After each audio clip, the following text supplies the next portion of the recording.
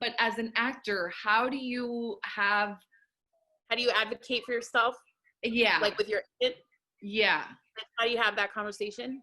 Yeah. That's a Well, good question. I mean, Kaz. first, Just kidding. what did you say? Huh? I said, that's a good question, Kaz. Well, I mean, first is knowing this information to begin with, right? Knowing that these are options and stuff like that. Like actors don't know this. We're just, so many of us are just happy to book work.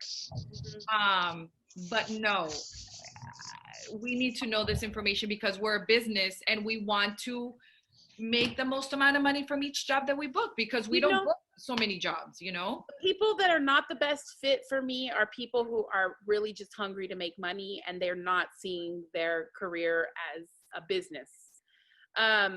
There's a lot of people who are very creative, who don't want to think about the business side of things. And sometimes those are really great clients because they're like, hey man, I trust you, whatever you say goes.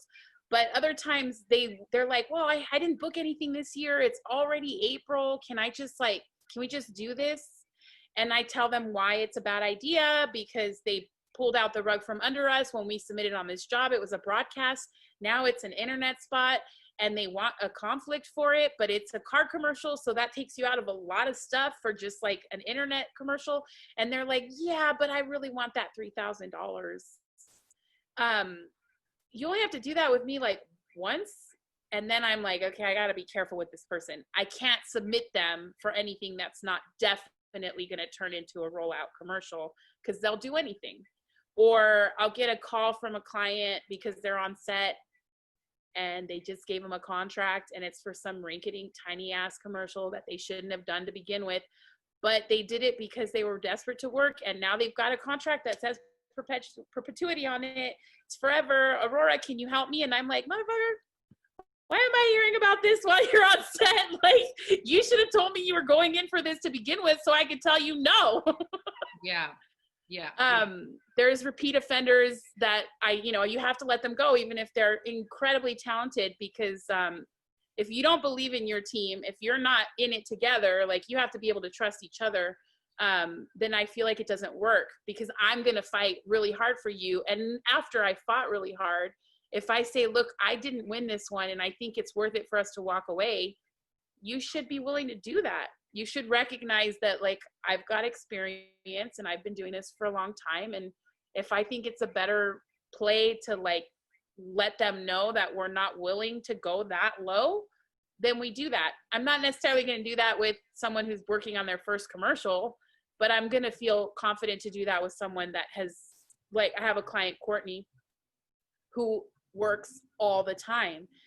If I feel like they're going to pull a bait and switch on a project and I get a feeling that they're going to do that, we might as well just walk away, because another job's going to come up the pipeline a couple weeks later. So in other words, you have to have a collaborative relationship with your agent and a space where you guys can talk, figure things out. Like you said, a marriage, a relationship where you can have these conversations and sort of like also see where their head's at in terms of negotiation and things like that. Mm-hmm. Right? No, that's correct. And you should be working with someone that you feel comfortable enough to have these conversations with. Yeah. I don't recommend that you demand that your agent negotiate for you. I don't recommend that you sort of like are pompous about it. I think it's really just a different style of negotiating, a different style of agenting.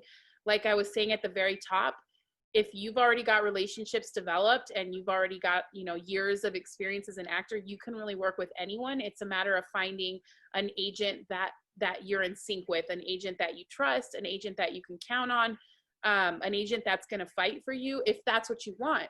Because there's a lot of big agencies, they don't have time to sweat the small stuff. Right. But maybe that's okay with you, because you just want to make money and you don't really care where it's coming from. You just like want to bang out as many commercials in a year as you can.